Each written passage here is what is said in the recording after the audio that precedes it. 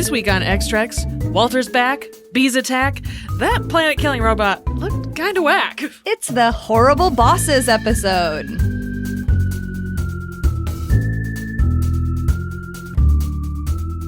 Welcome to X-Trex, a podcast where we introduce each other to our fandoms one episode at a time.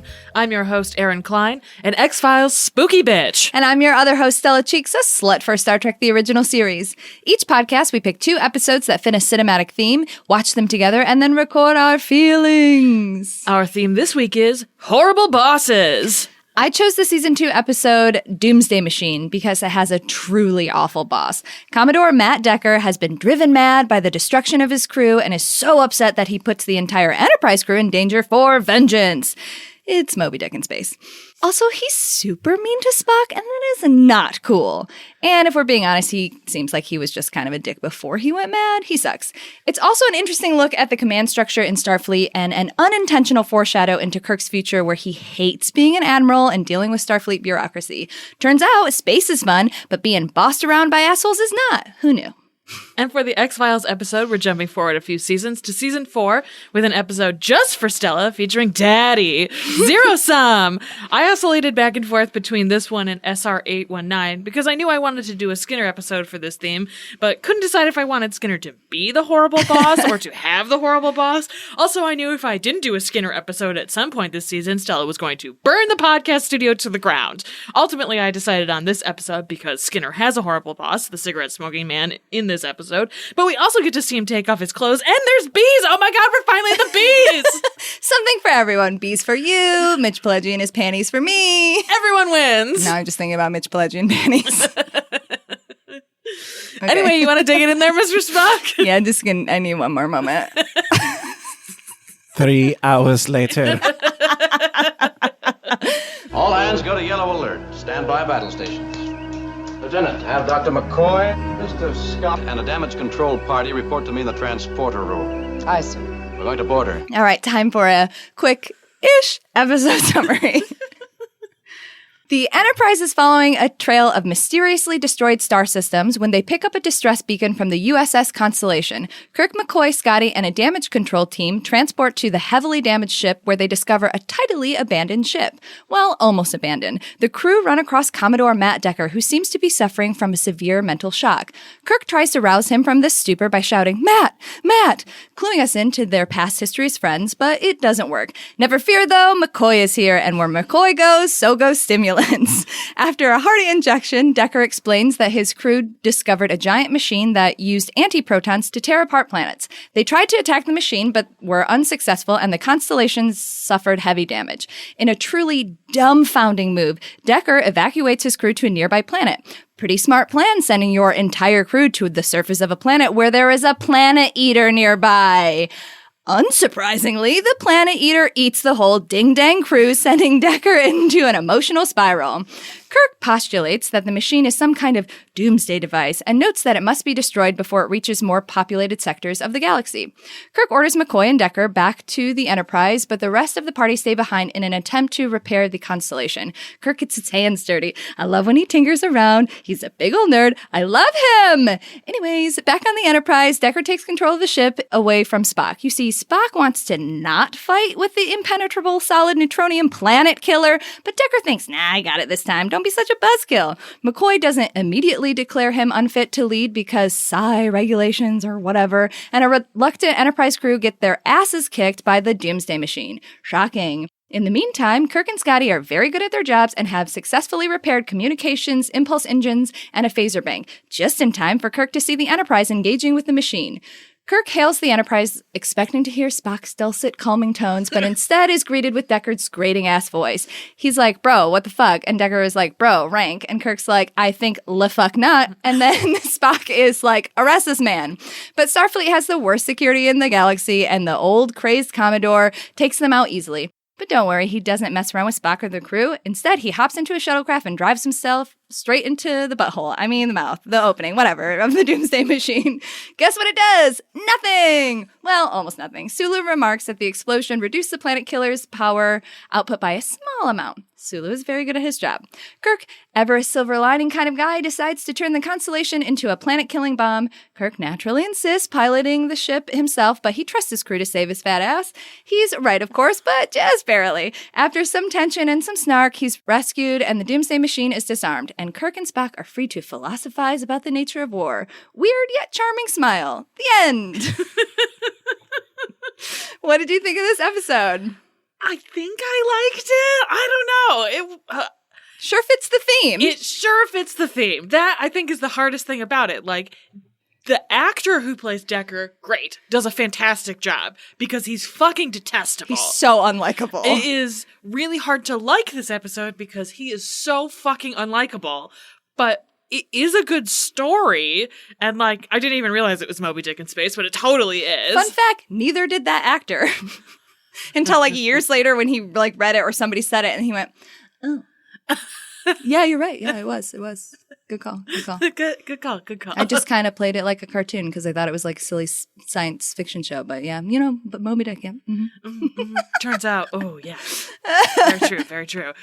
But he was great. Like, he's immediately identifiable as fucking batshit insane, which is helpful because you kind of have to know that that's what's going on with him in order to have the context for like, oh fuck, what is happening? Right, because when we first see him, he's literally like staring. You thought he was dead. I thought he was dead, He's so like, his eyes are open, he's so comatose, he's not moving. And comatose, like awake, but like not moving. You thought he was a dead body, but he was so like in shock or whatever. Right. So immediately, like something is off with this dude. Right. And like, he takes the stimulant shot and like, nothing happens, basically. It's like, oh, fuck, that's not good. That's not good at all. So it's hard. Like, I think that the political story inside of it, of him being like, I'm a Commodore, I can do whatever the fuck I want, and Spock being like, I mean, yeah, you're kind of right. But also, like, you're bad at your job? Yeah. Like, very bad. And, like, I like that Bones is like, fuck, I'll declare him unfit right now. But because of some weird loophole, like, because he won't submit to an exam, he can't actually have him declared, which seems like a very weird hole. Yeah, and it's definitely something that, because there are instances in Starfleet and Star Trek where, like, somebody is declared unfit to command without, like, succumbing to a full medical exam, because, like, if somebody is unfit to command, it's unlikely they're going to be like, yeah, chill, do a full scan. Yeah, exactly. It was weird. And, like, I said, can't Bones relieve him? Like 4 seconds before Bones was like, can I relieve his ass? Like, Bones and I were on the exact same page about, like, this dude should not be hemming the helm of this. Like, it was weird. It was weird to feel like, okay, I kind of understand this political structure. It feels very true to life that this kind of thing would happen. And it feels very true to Spock's character that he wouldn't try to fight it at all. Right. And would wait for, like, the proper channels in order to be like, if you send us in there, it's a suicide mission and I will declare you unfit to leave. Get the fuck off of the bridge. I think it's also really telling that he tries to say, like, no, and then acquiesces. But then the moment Kirk is like, Spock, he's like, got it. Yeah, fuck this dude. Also, in terms of McCoy, when I was doing research for this episode, so in James Blish's adaptation, I praise James Blish a lot, but sometimes he, he's not infallible. He's still a man. And in the book, he changes Decker's name to Brand, and Decker doesn't pilot the shuttlecraft into Planet Killer. He just, like, retires or whatever. But this line he added in the book, he orders McCoy off the bridge and says, Mr. Spock knows his duties under regulations, Doctor, do you? And McCoy gives the line, yes, sir, go to sickbay and wait for the casualties you're about to send me, which is just a chef kiss, baller-ass line. And it's so baller that they gave it to Dr. Crusher in an episode of TNG Chain of Command Part 2, because somebody was like, I remember reading that line and that line fucked and we gotta use it. And yeah. I have goldfish memory, and, like, a lot of TNG is just, like, a mash in my head. But that moment is a moment that I do remember, because Crusher is a badass in that part. And I love that they used it. That's and a you really can good hear line. it in McCoy's voice, too. Be like, yeah, I'm going to go wait for all the fucking nonsense you're about to send me. Yeah. Bitch. And, like, a bunch of people die. Yeah. Like, they talk about there are severe casualties on at least 2 decks, and, like, that's bad. That's not good at all. So it's also very, like, I mean, part of it is that he's a horrible boss. That's like the whole point of this theme. Tis the theme. He's like experiencing this insane reaction. It's not really insane. It is actually quite sane. He has 400 people fucking murdered. Like that. He has this insane shock about, oh my God, I fucking killed my crew. I should have died with them. I have to have vengeance on this fucking planet killer, but he's willing to kill another crew in order to accomplish that, and like can't see the insanity behind that. Obviously it's because he's unfit to lead a ship, and he like cannot make these connections himself. But it's very frustrating as a watcher to be like, what the fuck? Like, why is this happening? Especially because we're so used to this hyper competent crew and this really competent captain. Yeah, it was nice to see Kirk and Scotty like working very competently on this disabled ship. I liked that a lot, and I like that they have this very like separate storyline where they get their shit together and like really figure out what to do. I really enjoyed that part of it. But it was really frustrating to watch Decker and be like, God, I want this motherfucker dead. And then like, woo, yeah. Yeah, it's very satisfying when he kills himself, which is a terrible thing to say, but it is very satisfying. Because it's also like the only good thing he does. Yeah. Like he doesn't really do it out of like a good place. He does it out of a place of vengeance and out of a place for like, I think, wanting like glory. But because he does it, and hilariously, like almost nothing happens, but something little happens. And Sulu, being very good at his job, I like in this episode that our Enterprise crew, the ones that are there, are presented very competently. Yes. Like I really like that, even if they are. Sulu has like one line and like 2 moments of really good face acting, but he's a linchpin in this episode. He's really important because he's like, hey, I mean, it kind of worked. Right. And then that gives Kirk the idea to be like, well, we got this whole abandoned ding dang ship. Like, let's just blow it up. Yeah. Like we could just let this drift uselessly with all the rest of this planet shit, and then the planet eater will eat it and it will fuel it in a way that like that's bad also. So I like that they like put these together. And again, I love when Kirk is presented very competently. Yes. It's excellent. And not just as like a competent captain, but as like a competent like crew member and resource and brain. I really enjoy that stuff. Yeah, and I mean, we'll get to it, but like to jump ahead to the end about how these episodes tie together, I really like the like behind the scenes look of like Skinner is a really good field agent, and that's why he became promoted. Kirk is a really good member of Starfleet. He's a good engineer. He's really smart. Like, whatever. Like, there's a reason he became captain. Right. They're not just, when you're presented with somebody like Matt Decker, you're like, how did you become a Commodore? You stayed there long enough to get promoted. You stayed there long enough. You know the right people. Kirk knows who he is right away. Like, it is unfathomable. It is like... Kirk is like, you shouldn't be punished for a bad decision. The decision he made to send his crew to a planet wasn't an off-the-cuff, oops, like sometimes we always make bad decisions. It's a phenomenally bad decision. You sent your crew to a planet in the path of a planet killer. Yeah. What did you think was going to happen? Honestly, it's shocking that they didn't mutiny. Yeah, it's... I mean, I get that their impulse engines were down and communication was down, but life support was still there. And like Kirk and Scotty and like 2 random people, a damaged crew, so people I assume like fix shit, like 4 people got it back up and running. Yeah. Like an entire Starfleet crew could have probably figured something out, but Decker was just like, I know better. Go to the planet. Oops, they all died. Well, now I feel bad. Yeah. Yes.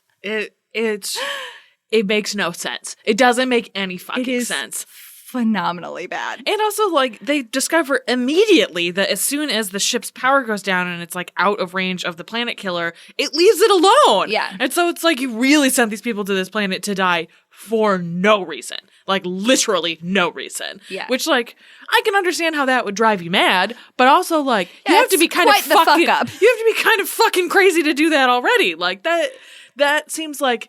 It's in line with the horrible boss theme because it's a horrible decision before the guilt starts to eat him alive. Like, it's just a wild thing to do. Right, like we see him be a horrible boss to the Enterprise crew as a Commodore, but he was a horrible boss to his own crew. For real. Ugh. Yeah. He sucks. It was wild. And again, like, the guy who played him did a fucking great job. Yeah. Also, the costuming and the makeup for him is incredible. Like, you know, immediately looking at him, this dude looks like shit. He is fucked up. And especially, you know, when we find him, he looks like shit, and it makes sense. The whole constellation is dark and dim, and like it looks fucked up. But then you put him in Kirk's chair, surrounded by well-groomed, put-together Starfleet officers, and he looks even more like crazy. Like right. the juxtaposition is really good. Also, like, unless he grows that beard in like 35 seconds, he looked like that when his crew was on the ship, which is also like, what the fuck was going on with this guy? Like, he just seems phenomenally ill-suited to be a captain of a ship. And like, this was a great choice for horrible boss. Thank you. He's horrible. It's wild how horrible of a boss that he is. Oh, man. Some other things I really liked about this episode. I really liked the music. I thought that the music fits very well with like basically every scene. Bobby will get to it, but that is one of the things that is very notable and people pull out and critics talk about a lot. Like the music, it really it fits perfectly with each scene. It really ups the tension. It is like one of those like notable. It's really, the sound design is really well done. Yeah, which it's very impressive how well it's done. And I also really like the lighting of the constellation, all of the like eye lighting, like it's lit in such a particular way that you're like, this is all fucked up. Like they do a really good job of presenting visually information like immediately. Yeah. And so I like how this episode comes together in lots of ways. That's why I was like, I think I liked it. Like I like all of the pieces of it. It is a frustrating watch, but it's supposed to be frustrating. Right? Exactly. So it's like it hits all of the beats that it's supposed to, but those beats are very frustrating. And so it's hard to like remove from that. But it is a good episode. It's very well executed. And, like, it's really nice to see the Enterprise be very competent. Yeah. Like, I love competent Enterprise. Like, we love it. We love our crew. I love a competent crew. Yeah, this is one of those episodes. So, for me, this is an episode that I don't go out of my way to watch. I watch it in, like, a full rewatch, but I'm not going to be like, you know what I want to watch? Doomsday Machine. But it is one of the episodes that a lot of critics like TV Guide, Zach Hanlon of AV Club, the Smithsonian, the Collider, like almost everybody universally agrees that this is like one of the best like pure science fiction like Star Trek episodes because of like the incredible tension, how Kirk is like really competent. Like one of the guys from the Smithsonian, hilariously, I pulled it out, Mark Kahn from the Smithsonian, he said one of the reasons it's his absolute favorite Star Trek episode is because of how good Captain Kirk is in it. He like was quoted saying, "It's quintessential Captain Kirk.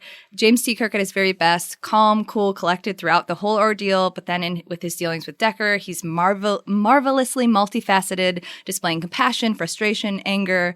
This last emotion is evident when the captain is still stranded on the crippled Constellation and finally learns that the Commodore has taken command of his vessel. His fury at this seizure forces Decker to relinquish control back to Spock, thus saving the Enterprise." And he goes on to talk about just how Kirk was his like calmness. And even you talked about that when like Kirk was like about to die. You were like, wow, he's like really calm. But like that to me tracks for Kirk, right? Yeah. Especially, spoiler, Star Trek V, the best Star Trek movie. But there's like a whole Is that thing. The one where he climbs the mountain? Yeah, it's the one that everybody hates, but that I love. Unironically, it's not a bit. I really like it. But there's a whole thing where he's like, well, I'm going to die alone. Like, I know that. I will be dying alone. And it's this like sad philosophy that he has. So like him, for me, like, you know, back canon, watching him really calmly alone on that ship being like, it'd be nice if you guys saved me, but also kind of being like calm in the face of his death is very like, very Kirk to me. But it also tracks even without the knowledge of Star Trek V. Like, it's Kirk, right? He's like, all right, I'm definitely going to die in space. So like, let's do this.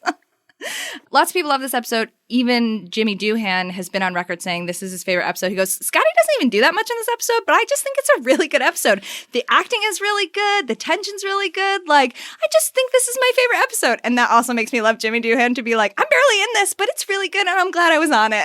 Also, like, Jimmy Doohan does some excellent flinging in this. Yeah. Against the grate. Holding the grate? Yeah, where he's like flung up against it. Excellent. Well, and this is the first episode of the redesign of the engineering center. So also those shots of him in engineering stuff were important to be like, look, it's fancy and new. Let's just show Scotty kicking ass in engineering. But I agree, those are really great. I think it's really funny that the one person that I found notably that doesn't like this episode is DC Fontana. She said she named it her least favorite episode. Wow. I don't know why. Maybe she was just like, I don't know, not horny enough for me. But, when we look at DC Fontana's episodes, at least from my perspective, they're very emotional and character-driven and multifaceted in that way. And they have sci-fi elements, obviously, but they're a lot more character-driven. And this one is like more like classic, like big monster, solving it, whatever. Yeah. Less interpersonal interactions with the crew. Mm-hmm. I can see that. I just thought that was funny that she was like, fuck this episode. I don't care what these men say. This episode sucks. We stand. Oh, hilarious. Those are all of my thoughts. Those are all your thoughts? Those are all of my thoughts. I don't really have a lot to say about this episode. Yeah. Yeah, it nails the theme. That's It's really straightforward. I also think that that's one of the reasons why it is noted as being one of the best. It's like, it's very clear cut. It's like, here's a very clear, specific problem. Here is the problem, or here's the tension that is preventing us from solving the problem, right. This Commodore. Look at all the ways that we're super competent and solve this problem. Right. Yeah, it's pretty good. It's, like you said, it's not really horny, so it's not like I don't have a lot of thoughts about shipping on this episode because there's not really any. So Norman Spinrad, who is the director, he has expressed disappointment with the actor playing Decker because he had envisioned somebody else. He was the writer. Spinrad was the writer. Sorry. He wanted Robert Ryan. I don't know who that is to play, but we got William Windham instead, and most everybody is like, he did a really good job, which I think is funny because he was just like, I was just like playing it like a cartoon or whatever. And it's like, well, you did a really good job because like somebody going through such a massive psychotic break probably would be over the top like you are. And it works, especially because like everybody else, Kirk, Spock, Sulu, everybody except for McCoy, but like McCoy is usually like, but everybody else is so calm that he really does stand out, both like physically and energy wise. Even the way he like sits in the chair, it's so exaggerated, and it's such a great like visualization. Like, this dude does not belong on the ship with this crew. Yeah. I read this, so the director, Mark Daniels, made an extra $500 because he wrapped this in 5 days instead of 6. Yeah. And I thought that was really funny. But again, it's pretty straightforward, right? And a lot of the things, the exterior shots and stuff were model shots, like the Doomsday Machine, which Spinrad has also been on record being like, the design of that ship is trash. It's not good. I envisioned it being like more, evil looking with weapons and whatnot. And this is just like... It's like a conch shell. Yeah, it's just like an evil conch shell. It's not great. This is like a weird fact that I normally wouldn't put in, but I thought it was good from like a character standpoint. So the Trident scanner that Scotty pulls out in the new storage area is the same prop that Spock uses in Metamorphosis when he works on the shuttlecraft. And it's one that Spock built, like it's a hand-built one that Spock made. And so for me, in my brain, I'm like, okay, so that's great. Spock built a new thing. And Scotty was like, Spock, this is great. Can I have this? And Spock was like, yeah, it's pretty good. You can have it. And Scotty was like, cool, new toy. And I love that from a character standpoint and from like we're the Enterprise crew and we are really good at our jobs and make new trinkets and toys and stuff. And like, a rare pair. You ship Scotty and Spock all the time. This is a good, like, low-key Scotty and Spock moment. Like, oh, Spock made me this. I'm going to keep using it. And I really thought it was cute. That's adorable. So obviously, glad to know that. Yeah, right? I read it too, and I was like, oh, I don't think this note makes most people go, oh, but it sure makes me do that. So obviously, this is very based in, like, Moby Dick, like, a big monster kills somebody or my crew that I care about, and now I have vengeance and must be solely focused on it to the detriment of my life and the life of people around me. This is not the first time, or this is the first time that this happened in the series, but then there's an episode later in TOS that we'll get to called Obsession that has a very similar vibe, but this time it's Kirk. So prepare for that. Good Lord. And then obviously that comes up in like Wrath of Khan. And then it's a very big part of Star Trek First Contact where they even quote Moby Dick. And Lily looks at Picard and just goes, Captain Ahab has to have his whale. So it's like a direct quote. So it makes sense. Like these are over-the-top, larger-than-life men in charge of all of these people when they feel this, like, superb loss, or they feel like they're battling against an insurmountable evil. Like, it makes sense why it's a repetitive theme. I thought this was really fascinating. This episode was nominated for a Hugo Award in 1968 for Best Dramatic Presentation, but it lost to Sitting on the Edge of Forever. So it lost to itself. Love it. Which is also an episode where Bones is like, I got the stimulants, though that time it ruins it. I just think it's funny to be like, oh, we lost to ourselves. Hey! So in the novelization Star Trek The Motion Picture, which was written by Roddenberry, the captain of the ship in Star Trek The Motion Picture is William Decker. And in the novelization, it's written that William Decker is the son of Matt Decker. Oh, okay. So I guess sucking just runs in the family. Because he sucks. And I don't know, motion picture is weird because, like, we didn't have Star Trek for a long time, and then it came back with the movies, and they were going to do a show called, like, Star Trek Phase 2 that dealt with the, God, what was the name of the Delton? I don't know. I can't remember the name of the aliens, but they, like, set up a bunch of stuff that they were going to maybe explore in Star Trek Phase 2, including Decker and, like, his father, blah, blah, blah. But then they never did it. Oh, great. And honestly, it's better that they didn't. It's better that they just jumped ahead and was like, I don't know, TNG.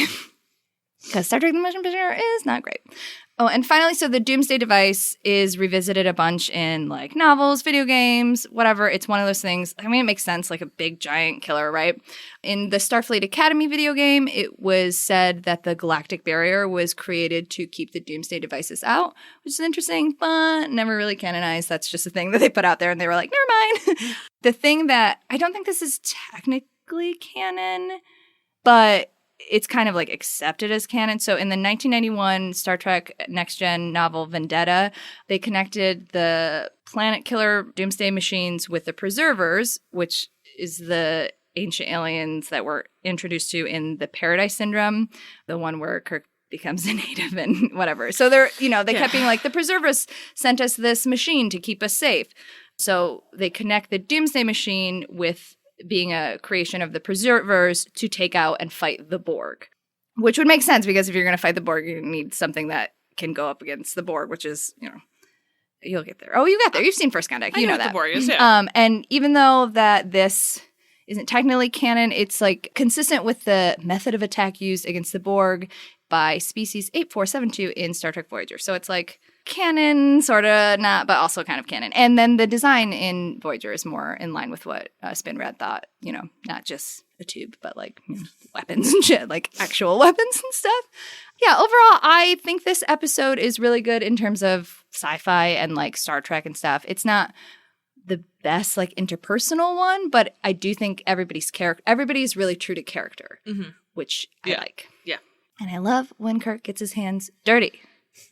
Love him. Synopsis, Shona? Yeah, let's do it. A sweaty, mediocre white man gets his whole crew killed and then almost kills the Enterprise crew due to his stupid quest for vengeance. Thankfully, he dies trying, and the Enterprise crew lives to explore another day. A giant space robot destroying galaxies drives a Commodore to madness, so he makes it everyone else's problem until he kills himself. Awkward space laughter! Yeah, just like a smile, like, I'm happy I'm alive, but also, a lot of people did die, so. Awkward. That was awkward. Anyways, want to go hug? Are you ready for Scully? It's me. Yes. Though there's no Scully in this episode. That's true. There's not. Skinner, it's me.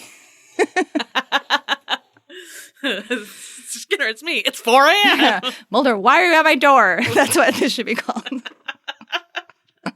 I am ready for Mulder. Why are you at my door?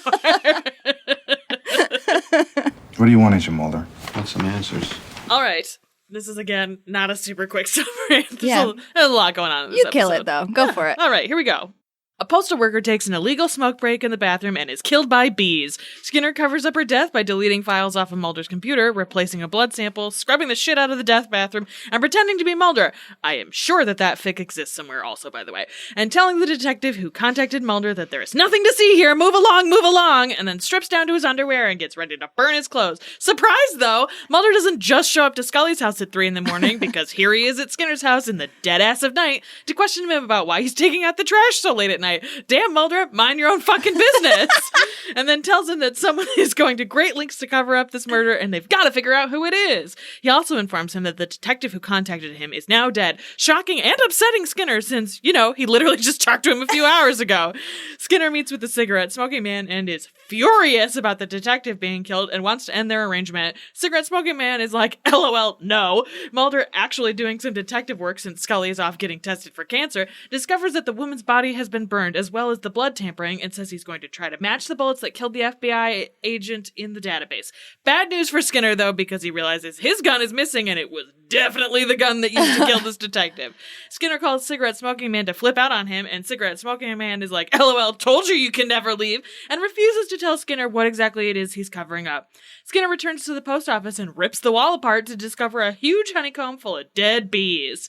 Skinner takes a sample of the bees and brings them to an entomologist who reveals that Mulder also brought him some dead bees a few months ago. Huh, weird! Skinner does some more digging through Mulder's things and finds the files on the bees and delivers them to Marita Covarrubias in hopes of getting some answers.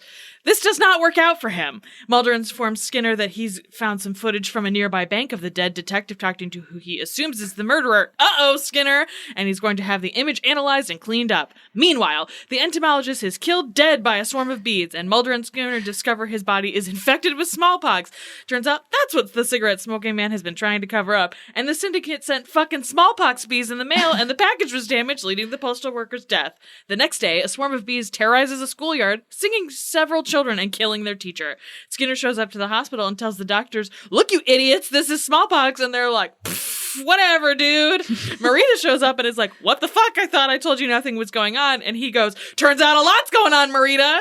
He returns home where he's confronted by Mulder, who has used 90s magic image cleanup to discover that it was him in the photo. Skinner shows him that his drawer was broken into and that his stolen gun has been returned, and allows Mulder to take his gun to the FBI range to be tested. Turns out it totally was his gun that was used to kill the detective, but lucky for Mulder and Skinner, the serial number has been filed clean off, making it unidentifiable. Skinner goes to Cigarette-Smoking Man's house and demands that he do something about Scully's cancer, or else! And Cigarette-Smoking Man threatens that if Skinner kills him, Scully will die. Skinner fires off 3 warning shots into his head. LOL, just kidding, this is DC, not Chicago. And leaves the Cigarette-Smoking Man thinking, oh shit, maybe I have bitten off way more than I can chew with this guy. Shortly afterwards, Cigarette-Smoking Man is contacted by Marita, who is definitely working for him as well, and tells him Mulder is suspicious.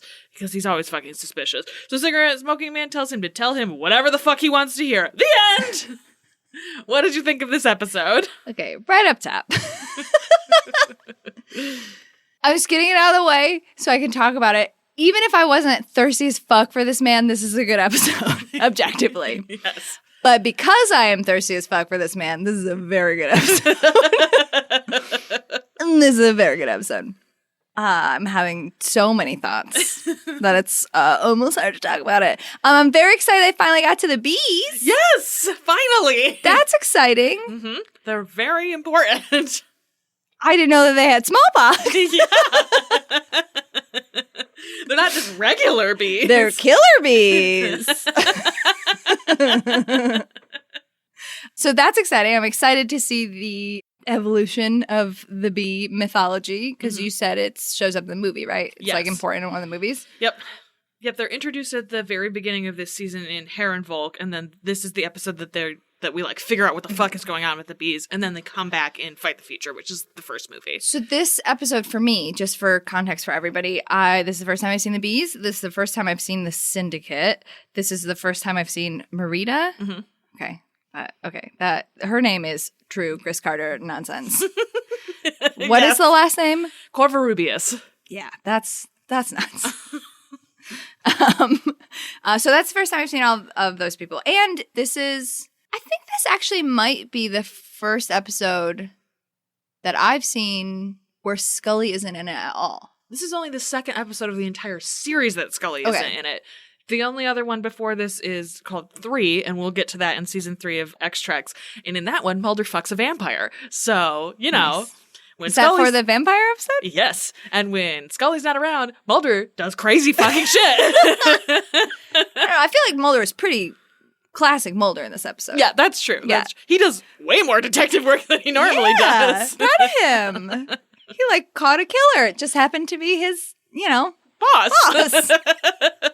I said this before, but the thing I love the most about this episode, other than Mitch Pileggi looking banging hot, is how they show us that Skinner is actually really fucking good at his job. Mm-hmm. So obviously we've watched stuff all out of order. So I've seen instances like in Kitten and stuff of like his past and him being very competent as like a field agent and as a soldier and not just like as a desk jockey. But this is season 4? 4, yeah. Right. So I haven't watched everything, but I just love this. I love that he was assigned to clean up a mess and he does it so fucking good. Yeah. Like the only reason Mulder finds out that it's him is because he's set up by the cigarette smoking man. Because if that detective hadn't been shot, I mean, I guess theoretically that he could have gone to talk to him and Mulder would be like, no, I'm Mulder. And he's like, what about that hot bald guy? And he'd be like, oh, Skinner again. But like, he does a really, really good job. He's good at his job, and I liked it. He looks good dressed all in black. Fireman carrying dead bodies. A+. Mm-hmm. Green taking sweater. Taking off his underwear. Or no, wish he took off his underwear. Taking off his clothes to his underwear, and then walking around in a great green sweater and khakis that make his ass look so good. Mm-hmm. That scene also, okay, there are 2 scenes that I was like, 3 scenes that I was like, obviously him getting naked, right? That was A+. Also, like, he has like a really nice body. Yes. Like objectively, not just like because I want to, I personally want to bang him, but I was like, oh, physique, very good. One of the things that I learned from this episode is Mitch Pileggi, a fitness enthusiast, was not pleased when TV Guide published an unflattering screen grab of him in the jockey shorts in this episode. He was like pissed because they used one of him like bent weird. And so he looks so good though. Yes, but they used a super unflattering screen grab. He was like, I look so good. Why would you use this? What absolute assholes. Yeah. He has a right to be mad. Yes. Second, when he's in the parking garage and the cigarette smoking man and his other whatever it's lackey drives a car really, really fast, and it looks like he's like playing chicken essentially with Skinner, and Skinner just stands there and doesn't flinch, doesn't look scared at all, and then slams his hands on the car. And I'm like, whew. Whew. And then he walks away in those khakis, chef kiss, the ass. Okay. And then the third is the end, where he shoots around cigarette smoking man and just walks away. Very good. Like, truly. I pointed out to you, he shot a circle around his head, and your response was, that's so hot. It was. I mean, it was. Come on. That was like, just like a virile show of power and restraint. Whew. Yeah. That was like, I could shoot you in the face right now, and I'm not. Just because I don't want to do a murder doesn't mean I haven't murdered. And then Those I'm are two different of things. It. Yeah, for real. You should know better than this. For real. I'm walking away because I care about Scully, not because I'm afraid to murder you. Yeah. I don't want to be party to murder. That doesn't mean I won't be party to murder. Your murder, specifically. Very clear. The interactions between... This episode is just, like, very well acted. Like, his interactions with Mulder, both of them, their scenes are really great. I love the juxtaposition of the scenes where Mulder comes to him and is like, hey, I need your help. Like, we're on okay terms now, right? Like, let's work together. And then when Mulder finds the picture, I love when Mulder just, like, gasps and put his hand. And honestly, like, if I saw that gif out of context, I would be like, uh-huh. But, like, in context of the show, even though it's, like, dramatic, like, it felt like a gasp cover your mouth moment. Yeah. Like, not Skinner. I thought we were past this. Right, exactly. And then the confrontation scene where, Mulder comes in with a gun and it's like, drop your gun. We have this really tense standoff. And I just thought that it's one of those things that could have been really cartoonish, but they both played it very, like, believably and subtly, and, like, I don't know. I just thought it was really good. And then, so this is the most I feel like I've seen the cigarette smoking man talk. I've seen it. I saw him talk a lot in that one episode, the musings of a cigarette smoking man, yeah. But that's again, different. Right. I was going to say, that episode is different because it's like, is this real? Is this fake? Is this who he is? Is this not? Blah, right, blah, yeah. blah. So like that, I feel like I can just write off as like, whatever. But this in mythology, in timeline, in plot is the most that I've seen the cigarette smoking man talk. And his interactions with Skinner were so interesting. I haven't watched a lot of the episodes that plot-wise would technically be important to this if we cared about things like that on extracts. Like I obviously know that Scully gets cancer, but I haven't watched most of the episodes before this. So knowing that Skinner makes a deal with the cigarette smoking man to basically do whatever he wants so that Scully can get a cure it's making me have a lot of feelings. Like, I feel like I sound just like an unrepentant fangirl because, like, again, I'm like very into Skinner. But like part of the reason I'm really into him is because his character is really interesting and nuanced. Like, yes, Mitch Pileggi, hot, we get it. But like his character, I love that he is this old school, like I worked my way up. I was like a grunt in the military, and then I worked my way up, and then I joined the FBI, and I worked my way up, and now I'm assistant director. I ruined my marriage because I was so focused on my job. I got involved with these two idiots. I somehow care about them, and I am willing to risk my career, the one thing that I've cared about essentially for my whole life, for these two people who are super ungrateful for it all the time. Yeah. But I still believe in what they're doing and believe in them enough. And also knowing from like Kitten and stuff that most of the time, I feel like a lesser character would be like, literally look at all the things that I do for you. Here's a fucking list. Here's a paper trail. You guys are assholes to me all the time. And he just kind of like eats shit a bunch. Yeah. And that is a really interesting character choice. And he's great. And this episode's great. I liked it a lot. Yay! I'm so glad. I feel like I just talked very fast for like 15 minutes without breathing while you just stared at me and nodded your head. Yeah. I mean, that's part of why I picked this episode, because you very patiently waited for Skinner for some time for this is episode. a treat for me. Yes. But it's also a treat because it's really good. Yes, it is a very good episode.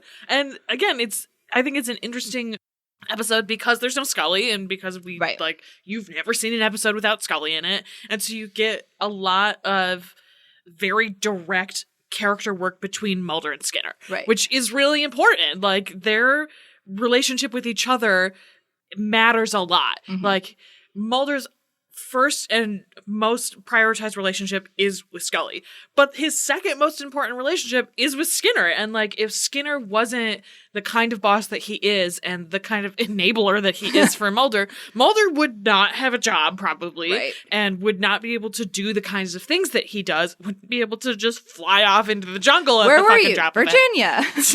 Here's my report. And Skinner just like shoves it in a drawer. Is like, we just won't talk about this anymore. Like, their relationship is very important. And it's because, like you said, Skinner cares about them against his will, basically. Well, it's really interesting too, because obviously Mulder has a lot of daddy issues and imprints on a lot of like men. Like, he has a complicated relationship with Big Ron. He has like a complicated relationship with Cigarette Smoking Man. He has a complicated relationship with his own fucking dad. And so you see, at least from my perspective with Skinner, like him really wanting to trust Skinner, but like he just can't because of all of the times he's been fucked with so many times. And obviously there's like layers because Skinner is doing shady illegal shit, but he is doing it for the benefit of Mulder and Scully. And like, it's interesting because Mulder has been lied to so many times and has been manipulated so many times that it's like, I want to be able to trust you, but you just fucking can't. Mm-hmm.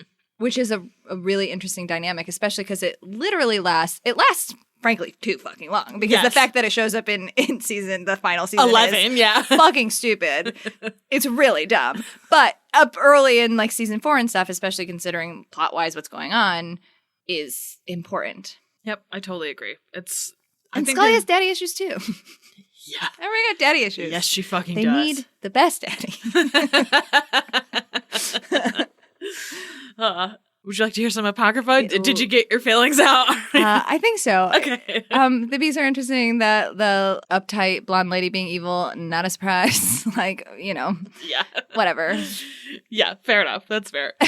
So this episode's called Zero Sum. It refers to a concept in game theory about a situation where one participant's loss or gain, like, exactly coincides with another one, which, like, makes sense where Skinner sits in this, like, fulcrum of both with Mulder and with Cigarette Smoking Man, where he winds up at, like, a zero sum basically all the fucking time. This is the second time they've centered an episode around Skinner. The first one was Avatar. I don't think we've watched Avatar. That's the one where he gets divorced and is framed for the murder of a sex worker. I don't think we're actually going to... That was originally on our list, but I don't think we're going to get to it, so I think that might wind up in our, like, here's Stella, here's some Skinner in the off-season. Sorry, we didn't have any. Skinner prescription. Yes, here's your Skinner prescription. And the reason that Gillian Anderson wasn't in this is because she took a week off because she was in a movie, The Mighty, which I have no idea what that is, but she was off filming that. And so instead of having... The writers decided that instead of just giving the whole workload to David Duchovny, they were like, fuck it, let's do something with Mitch Pileggi. Why the hell not? They should have done that more. He's a very good actor. I don't disagree with that. This episode was written by Howard Gordon. This was his last for the series. He wrote the other Skinner episode, so he obviously, like, cares about this character and did a really good job of, like, let's flesh this out and make this character, like, a real person instead of just, like, a shady gray character. I think that he did an excellent job with this. Oh, man, that scene, I'm just thinking about it. Well, it goes with, like, what you're saying. Like, the scene where Mulder's confronting him and Skinner is trying to, like, say things to convince him, and he points to the door, but he's also like, I'm working for the Cigarette Smoking Man because I did the thing I told you not to do. Yes. And the realization on Mulder's face of, like, oh, he's doing this for Scully. Yes. And then when Mulder and him take the gun and then Mulder doesn't give him up and they have that look, like, that was all great and very important. Yeah, and that was part of what the writers wanted was, like, they felt like it was time to directly address what was going on with Skinner and the Smoking Man and, like, really draw a line of, like, yeah, he is doing shady, illegal shit, but it is for this greater cause, and, like, Mulder needs to know about that as well. I think they did a really good job of fleshing that out in this.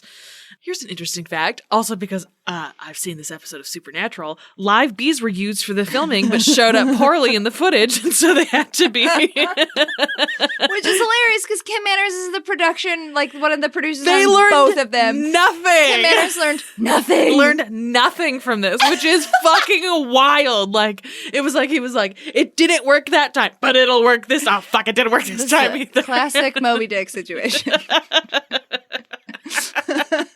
The visual effect technician, Lori Kelson-George, spent 9 days digitally enhancing the footage to improve the bees that didn't show up.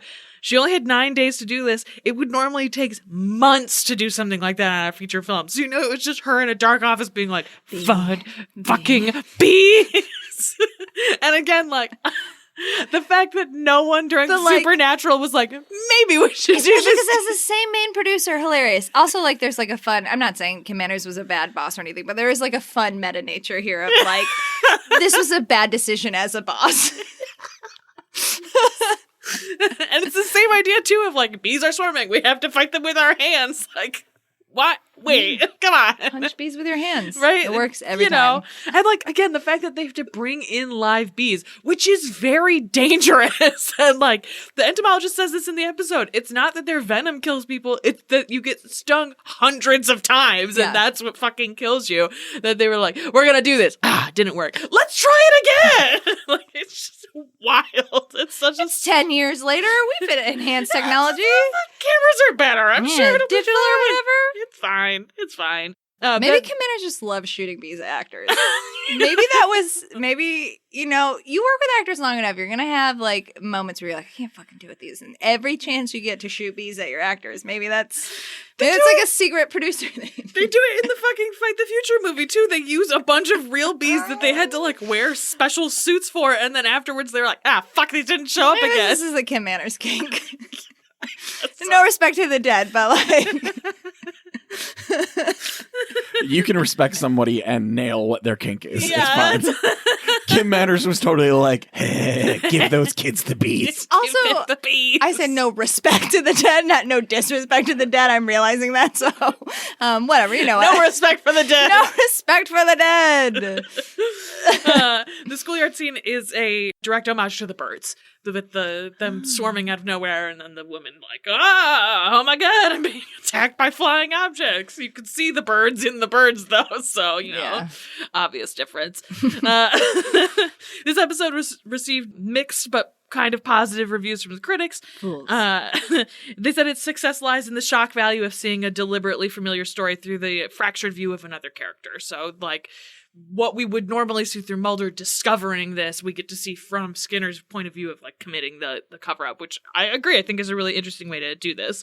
Also, just as a last note, this episode is dedicated in loving memory of Vito J. Pileggi, who was Mitch Pileggi's father. Aww. So we get this great episode about Skinner and having Mitch Pileggi get these, like, really great moments, and then it was also dedicated to his dad, which I thought was very lovely. I love him. Oh, it's so good. All right, synopsis showdown? Yes. All right. Skinner helps cigarette-smoking man cover up a murder/smallpox conspiracy that only Mulder's crazy ass could figure out faster than Skinner can cover it up. Bees! Well, if I didn't already want to fuck this man, I sure as fuck would now.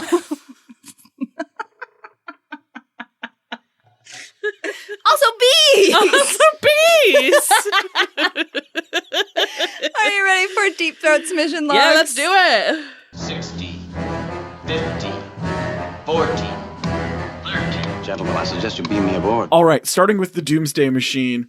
Further information about Stell's note about Mark Daniels finishing this episode early and getting a bonus for it. He actually did that on a bet, called his shot before he started filming.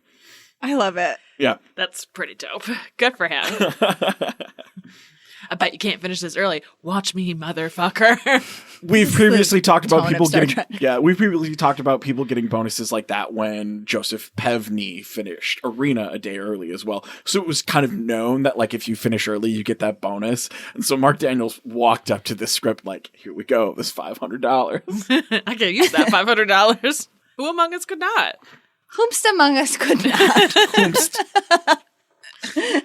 More on Norman Spinrad, the writer of this. Spinrad is an award-winning American sci-fi author, best known for novels like A World Between and Child of Fortune. Spinrad wrote an article in Cinema Magazine concerning current sci-fi film projects at the time, in which he mentioned Star Trek favorably, even putting it higher than Kubrick's 2001: A Space Odyssey, which Gene Roddenberry saw and liked, and so then... He was like, me? You like my show? Do you want to be on me? Do you want to write some stuff on my show? And so, of course, he gave him an in to write an episode on TOS after that. Gotta play the game.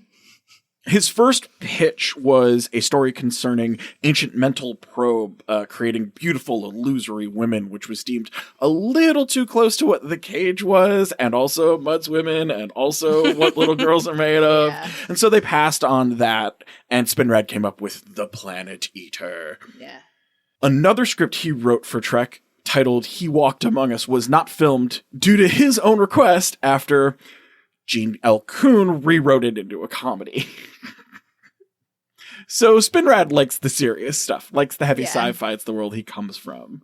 He did, however, reconfigure that unpublished script into a novel, which he released online. So, like, that's out there if you want to read it. More also on Stell's note about the music here.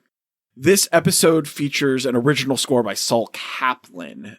Kaplan's score comes up again and again and again in second season episodes. So his music and his score in this really, really pushes the tone for the rest of the season, except for the 36 seconds clips of Alexander Courage, who wrote the theme and everything, his Captain's Wig, which is known as Captain Kirk's theme, happening during the countdown and the end.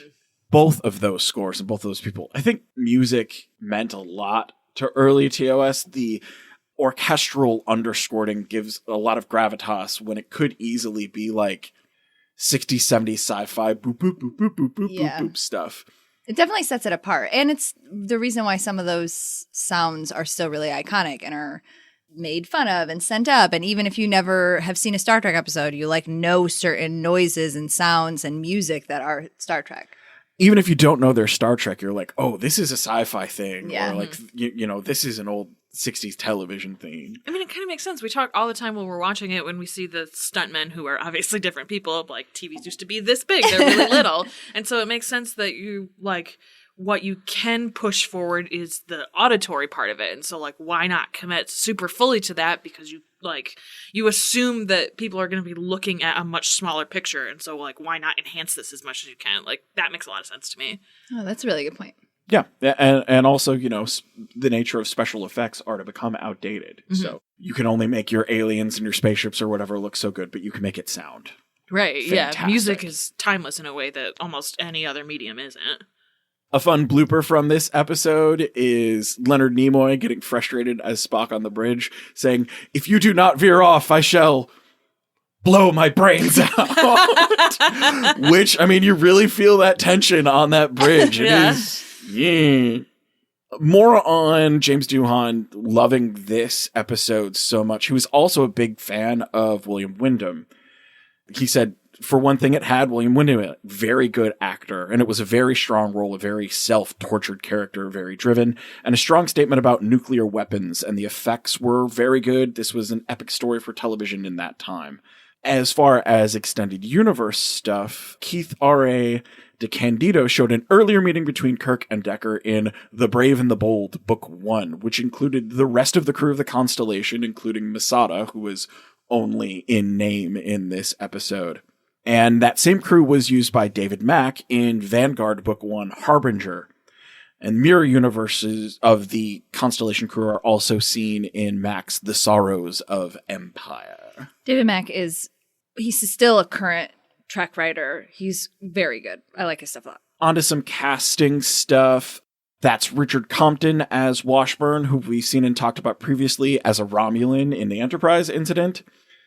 Erin, you noticed this when it's happened right away. Anytime anyone is in that chair other than Uhura, the response is, Who the fuck is that? So this is capping a note we gave earlier. That's Elizabeth Rogers as Lieutenant Palmer. And we talked about her in Metamorphosis because she's also the voice of the companion. Oh, okay. She does have a nice voice. Yeah, she does. Like, she does a good job. Yeah, it's not that she does a bad job, it's just that she's not Uhura. This is the only episode with Lieutenant Palmer in that seat because Nichelle Nichols is so iconic in that role. Well, Nichelle Nichols is in almost every other episode. The notable one that she's missing in is in the final episode in Turnabout Intruder when it has that one girl. We've seen it, but I don't think that Lieutenant Palmer, it's hard to fill Uhura's shoes, right? But Lieutenant Palmer still feels good in that seat. Like, it's a different vibe, but she feels very competent in a way where in Turnabout Intruder, when it's the other girl, I'm blanking on her name, it feels way more jarring to me because I'm just like, I don't like anything that's happening here. Where's Uhura? And as far as other guest actors, this show is pretty light on them. So that brings us to William Windham as Commodore Decker. A theater vet, which is no surprise to anyone who had watched this before even going to Hollywood. He was in everything on Broadway, including Henry VIII and playing the White Rabbit in Alice in Wonderland, which I think would be fantastic casting. I can see that. Yeah, I mean, he has that like Fucking cartoony vibe, Yeah, right? totally. Yeah. Film-wise, he was Mr. Gilmer in To Kill a Mockingbird. He was in One Man. Yeah, right. Okay. Probably the version of that we all watched in Yeah. school and shit. Yeah. That's him in He it. has that Gregory look. Peck? Yeah. He has a Gregory Peck look. One Man's Way. He played the president in Escape from the Planet of the Apes. True Crime, Uncle Buck, Love American Style, The FBI, Parenthood. He voiced Uncle Chuck in 25 episodes of the Sonic the Hedgehog cartoon. Yeah. Windham won an Emmy in 1970 for his performance on the short-lived James Thurber sitcom, My World and Welcome to It. He starred in that. It only ran for like a season or two, but it still got him an Emmy. However, he is probably best remembered for his recurring role as Dr. Seth Hazlitt on Murder, She Wrote. Oh, okay. He looks completely different. Yes, he fucking does. Yeah, wow. I that's would him. never have connected that was the same person. Holy shit. Yeah. Wow. And a completely different character, too. Holy cow. You could have given me 1,000 guesses. I never would have said that was the same person. Holy shit. That's so funny. He's the He was sweet in old Twilight doctor guy. Zone too, right? Uh-huh. Yeah. Yeah. So I think I read a note somewhere that this was a notable episode because there were so many people on this episode of Star Trek who were also in episodes of The Twilight Zone. Yes. Which makes sense. Because it fucked. Windham has said at conventions that he had this character compulsively fiddle with cassette cartridges and sit I noticed weird that. in his seat as an homage to Humphrey Bogart's performance as Captain Queeg in The Caine Mutiny. Again, another I'm just looking at you. Again, another really, really good example of somebody who is in a position of power that clearly does not belong in it and is uncomfortable in it in so many ways, and is acting out of that feeling of incompetency. Mm-hmm. You have to overcorrect. I think it works to the benefit of this episode that he, as an actor and a person, didn't realize that it was a Moby Dick send-up, and it made it seem a lot more unhinged, I guess. Mm-hmm. In 2004, he reprised the role of Commodore Matt Decker in the Harm's Way episode of the fan series Star Trek New Voyages, which is kind of additionally to what you said about like the cancel out on. However, Windham himself said that he was not a fan of Star Trek before or after filming the Doomsday Machine, which like I can't hate on. Get your check. Fair enough. Yeah, whatever. Yep. You're wrong, but like that's fine. It's fine to be wrong. Moving on to Zero Sum, more about how they crafted this episode and kind of built it into the season. The rest of the writing staff as well felt that Zero Sum was a logical place to bring back the bees that were used in Herrenvolk, feeling it was important to not have something paranormal happen to Skinner in an episode, considering that's what they had done with him previously. Mm-hmm. Avatar is a weird episode. Yeah. Well, also, I don't know. I think, even though I haven't watched a bee episode or where they're introduced, it does make sense in the terms of like Skinner being manipulated by the cigarette smoking man and the syndicate and be like, this is a syndicate problem that you have to clean up because you're our cleaner now. Right. Well, and also if it was something more overtly paranormal, Mulder would be all up in that ass. Right. You wouldn't be able to focus So on they do go to Skinner. the same bee guy, which I think is really a sweet meet cute. you go to him. That's my bee guy. Smash. We should go together someday. It would freak him out. Does this have to do with that other FBI agent? What other FBI agent? Like, do you even have to ask? Yeah, You know. The bee guy, you know. I can just say the bee guy and you know what that means, right? Yeah. Like, just like I can say the sound guy or the fire guy. Yeah. Mulder has a literal Rolodex of guys. We saw him look at the Rolodex. And I know it's 90s, everybody has Rolodex, but like I'm pretending that this is not the 90s and only Mulder has a Rolodex. Mulder has a He Rolodex keeps a Rolodex all the way through season 11, I'm pretty sure. specifically of weirdos, too. Yeah. Like, They're all typed out on little cards stuck in the Rolodex. moving on to some casting stuff, there's a bunch of recurring characters throughout this season in the Syndicate and so on. One of them who we see as part of the Syndicate, an elder, is John Moore. We also see him in The Blessing Way, Paperclip, Patient X, The Red and the Black, The End. Also does an episode of Millennium. He also plays Zeke in Pitch Black and the titular character in The Life of Harry Dare. Also roles in Home and Away and Something in the Air. That is Maurice Panich as the gray-haired man, another one of those Syndicate guys that keeps popping up. The one you just talked about was the one that was sitting, and the one that you're talking about now is the one that was standing behind the cigarette smoking man? I believe so, yes. Okay. Yeah. Oh, no. The one that was sitting, who we hear talking more, I'm going to talk about him in a second. okay. Oh, okay. Yeah. Because he shows up in more. Understand. He's like the main Syndicate guy. Yeah, he and cigarette He has smoking like man a like Don vibe. toggle for power Exactly. a lot. Yeah. I'm going to talk about him in a bit. Yeah. Maurice Panich is the gray-haired man. This is his last appearance in a series of episodes this season. He also shows up in Piper Maru, Avatar, Herrenvolk, Memento Mori, and also F. Emasculata. He also has return roles on 21 Jump Street and Da Vinci's Inquest. That is Donnis Williams. Okay. As becomes known as the first elder. You see him mainly talking. And it's really interesting because he reprises this role in 14 other X-Files episodes and Fight the Future, but he doesn't have a big acting career or credit outside of this. However, one of his acting roles is as Uncle Ray in Reindeer Games. And he was also... I, for some reason, saw that movie so many times. Like, Interesting. I've seen that movie so many times. It was like, maybe it was like just palatable enough to be one that they just showed everywhere. I don't know, but I just have specific memories of Reindeer Games. Weird. I know. It's so weird. He was also a producer on a sitcom called The Beachcombers. The Beachcombers? Was it a sitcom where they like have little metal detectors and are just combing the beach all the time? Looks like a bunch of people on the beach, yes. What was television? What is television? What is television? My mother the car. That was Lisa Stewart as Jane Brody. Her other credits are for being producer's assistant on a bunch of random episodes of The Simpsons and also being an assistant to Cameron Crowe while he was shooting Singles.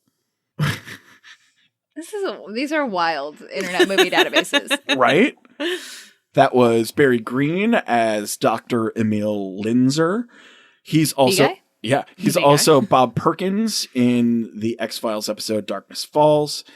He is also Mark in a Millennium episode, Loin Like a Hunting Flame, which I've mentioned a couple of times during this. Millennium. So horny for things. The word loin. Yeah. You know? We also see briefly Detective Ray Thomas, who's played by Fred Keating. He has a wide career in TV, film, and television, including local TV kid shows in Ohio, summer stock in Boston and New York, and over 100 TV credits aside from that, with roles in Battlestar Galactica, Da Vinci's Inquest, Grace Point, and 2 episodes of Supernatural. There's always got to be one. See, I've been waiting for him. I'll see if I have to look him up. I think he's our only one this episode. So in Nightmare, he plays Neighborman, which sounds like just a walk-on role. Yeah, we talked about Nightmare. Yeah. In Gods and Monsters, he plays Jack Klein. No. No? How does he play Jack Klein? I don't know. Oh, Jack Klein, Jack's grandpa. Oh. Wow, there was a whole... If you could see what Stella just went through on her face. Jack Klein is one of the main... It's their kid. Yeah, sure. They have a kid. Sure. It's... Who has a kid? Well, okay. Technically, it's the son of Lucifer and Kelly Klein, but Kelly runs away from Lucifer, and then Castiel becomes like Jack's like stepdad, and then Kelly dies because when you birth a Nephilim, you die because like you're just a little human. And then Dean and Sam and Castiel all raise Jack, and then Jack becomes God. So I'm sorry I asked. Please go on. So I'm just assuming, I didn't Google it, but like Jack Klein must, because there's an episode where he goes to meet his grandparents and they don't know that he's grandparents because he is aged, because he is a baby and then he's an adult. And they're like, hey, have you seen our daughter? And he's like, nope, but she was really great. Bye. He also has done extensive work in corporate and government videos for Canada, and is also kind of a hosting personality for big live and television events. So he's like a known face and semi-celebrity. Also, since 2016, he has co-produced and co-hosted 125 episodes of a podcast, Monetizing Your Creativity, where he interviews successful media careerists with helpful information to share an emerging artist. He also has another podcast, Fred Keating and Friends. Never have only one. Where he does interviews, and which he's interviewed Jane Goodall for. Oh, cool. So like, hey, we mentioned our podcast on your podcast. What up? You should... Okay. Mention ours on yours. Anyways. Tell Jane Goodall we're cool. Anyways. We also see Special Agent Couts, and that's played by Paul McLean. He also shows up as Dr. Josephs in Shapes and plays the same character in Anasazi. He also plays a Coast Guard officer in Nisei, and has also done guest work on Highlander, Mantis, Outer Limits, and MacGyver. That's Nicole Natras as our downtrodden male/Amazon equivalent worker, Misty Nagada. She only has a few credits on IMDb outside of this, including one for a short film she wrote and also starred in called Brownie Points.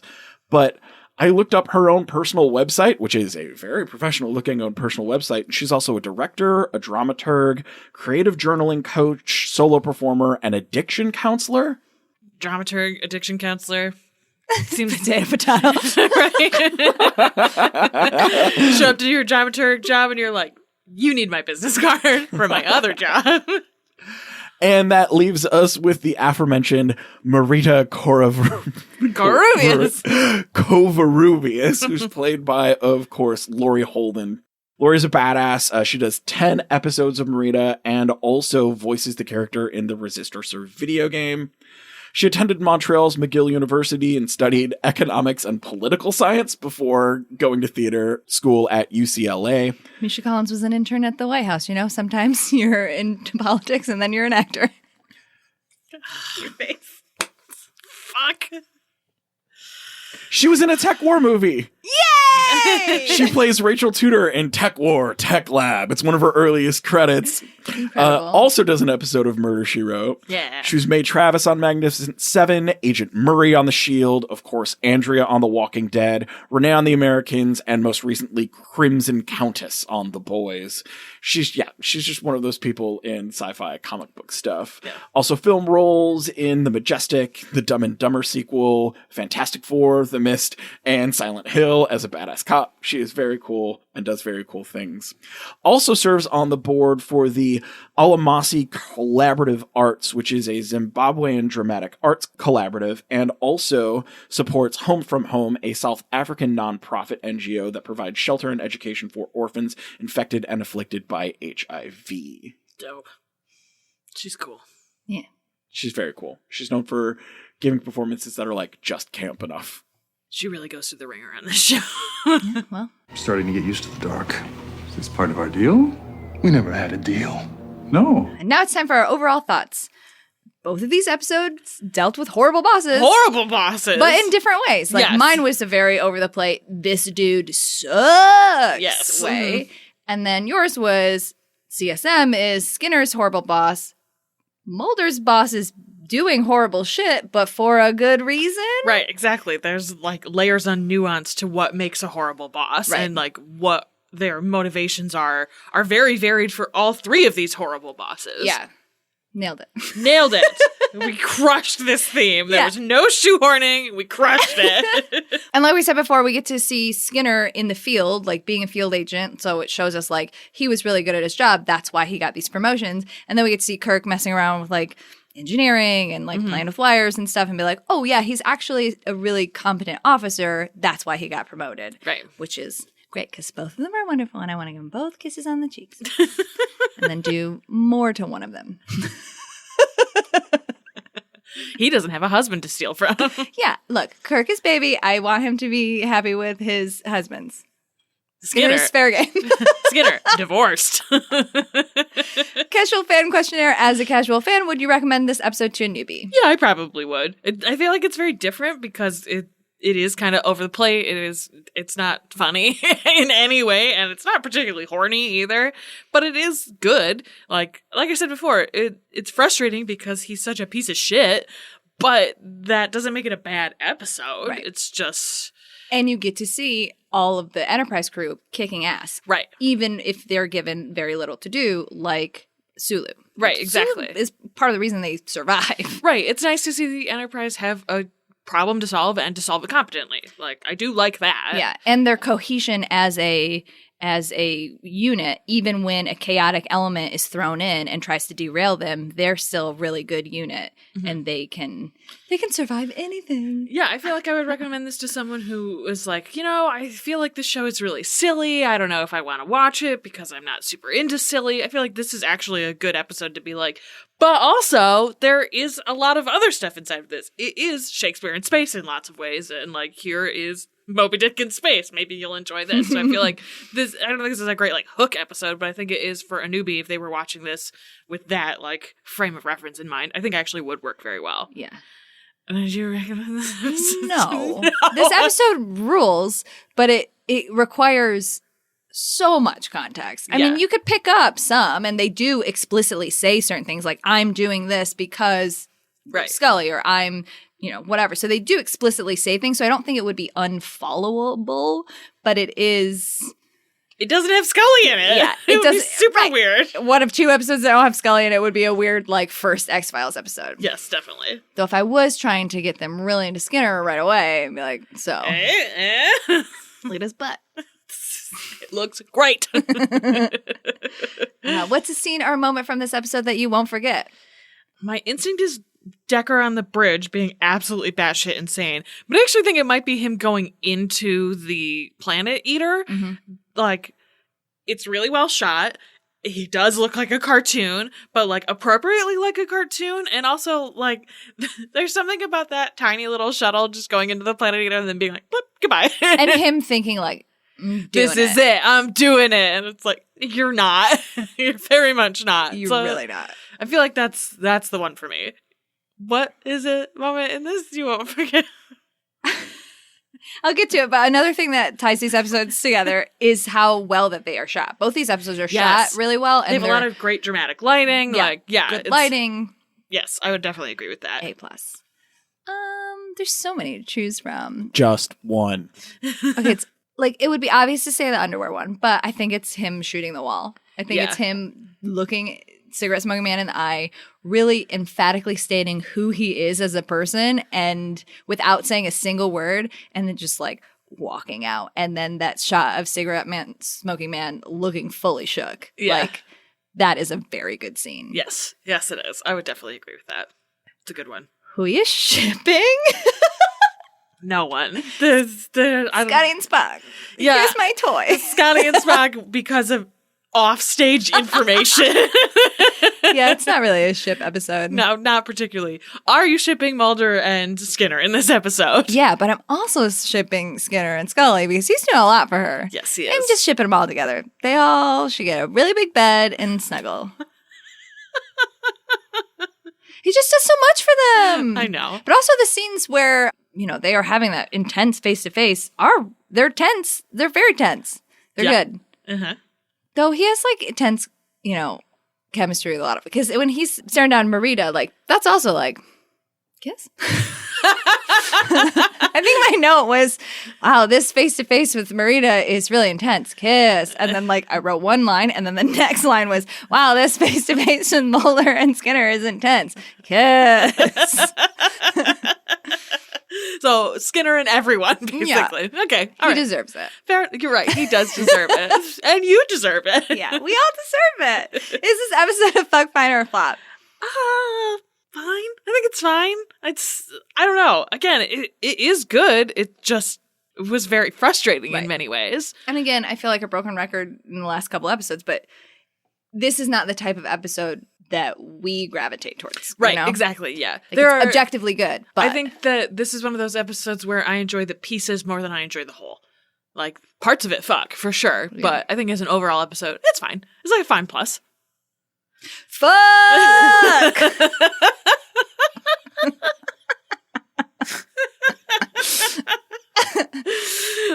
This episode is a fuck. This episode fucks. It knows about sex and is very good at it. Yeah.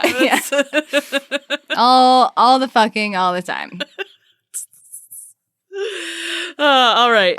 You can find us on the internet. You can follow us at NYD Productions on Twitter and interact with the show using the hashtag XTREXPod. You can find me at NYD Urgency on Instagram. You can find me on Twitter at Stella_Cheeks. And you can find me on Twitter at Haberdasher9K. You can also email us at xtrexpod@gmail.com with questions or comments. This is our second to last episode of season 2, so make sure to send in your questions, thoughts about the season, fanfic requests, or whatever warms your warp core to xtrexpod@gmail.com for our season 2 wrap-up show. And in the meantime, if you want some links for horrible boss fics, 2 words here: Mirror Universe. Bosses don't get worse or hotter than that in the fic world. Also, content warning.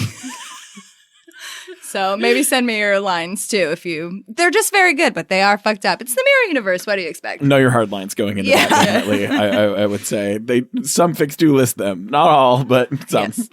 We're good though. And if you would like to place to safely trade in those flicks, as well as join in a lot of live wrestling conversations, a book club, also get access to our script notes, including watch-along comments and cut content from each of our episodes, a great way to do that would be to subscribe to our Patreon for only $1 at patreon.com/NYD Productions. We would really appreciate that. We don't... Thank you.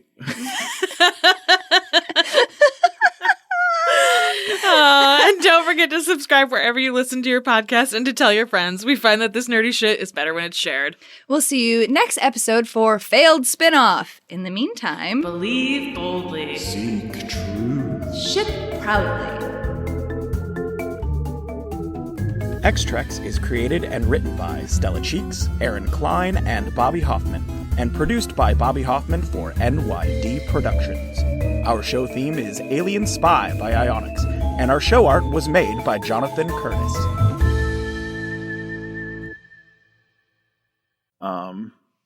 God, I don't know how to end this one. Bees! Bees! Oh, anyways, bees!